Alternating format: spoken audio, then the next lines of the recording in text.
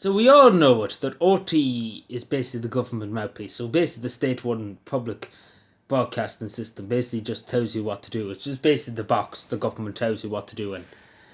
Now, we know RT is not in the best position at the moment. Obviously, it's nobody else's fault but themselves.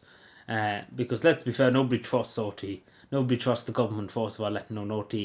And basically, the RT is just really an extension of the government. They just broadcast whatever the government says and ask very little questions apart from that. Whatever the government says, if they say to go down and kiss their feet, they're going to go and kiss their feet. They're not going to ask questions. They're not going to threaten. They're not going to basically do anything. Just go basically just follow whatever the government tells them to do. If they tell them to jump off a cliff, they're going to jump off a cliff. RT is basically just the government mouthpiece. We all know it. We all see it. So basically, Leo's came out today because, as you know, RT is not in the best position to be making any negotiations or anything at the moment. But it's their own fault at the end of the day. That Leo said the government would not let RT go under. Now, there's many things to be said there, but if I was in Leo's position as Taoiseach, I'd be like, it's RT's own fault, let them go bankrupt. Simple as that. There's nothing the government can do. Let them, it's their own fault. Let them go bankrupt and they solve everything they got coming to them, That's what I would say.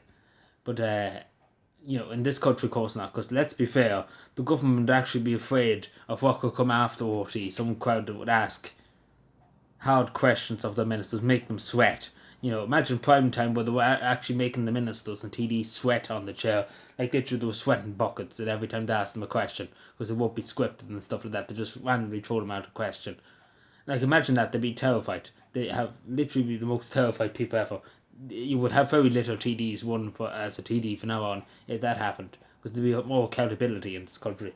But again, ultimately, we all know the government will not allow them to do that, because there will be questions, there will be answers that they can't give to some things, particularly during COVID and stuff like that. They won't be able to keep in some of the public discontent for them, and basically in terms of asking hard questions that the mainstream media won't ask. And they won't want that. Let's be fair, the government doesn't want that. They want basically just somebody that nods away to them, nods and nods and nods. And maybe once in a while ask them a tough question. Once in a while. But obviously they ask the TD and ask them and stuff before they go live and stuff, just to make sure they're okay with it. They don't just ask them a very tough question. They don't do that. But basically, what I'm trying to say is they should just let RT go under. At the moment, they're basically just kind of propping up a stack of books. Basically just propping up a pile of Jenga at the moment. Jenga, I suppose you could call it. And sooner or later, the bottom Jenga will come loose, and basically the whole structure will come crashing down. Which, as I say, won't be much lost in OT, as we know Fair City is in a bit of trouble through the set.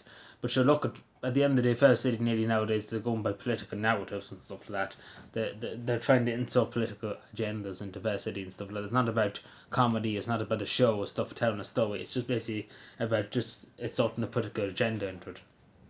It's the same with nearly anything with OT too.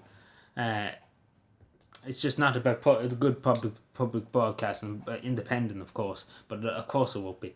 But yeah, let me know what you think.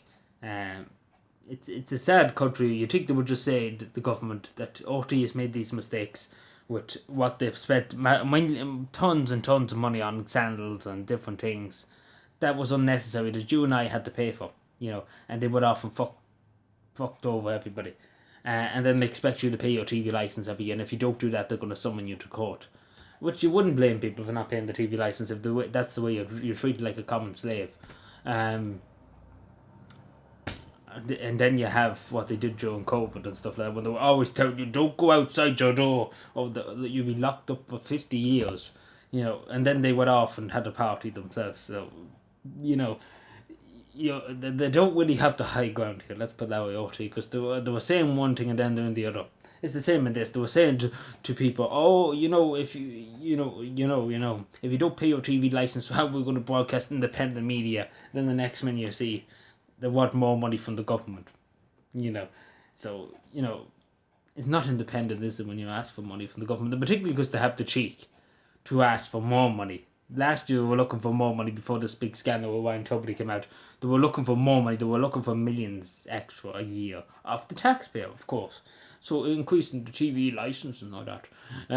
But it's probably not going to happen now because people are not too pleased with OT, and which is rightly so. As I say, if they felt that if all of OT just collapsed in the morning, I wouldn't lose a week of sleep. Let's put it that way. Thank you.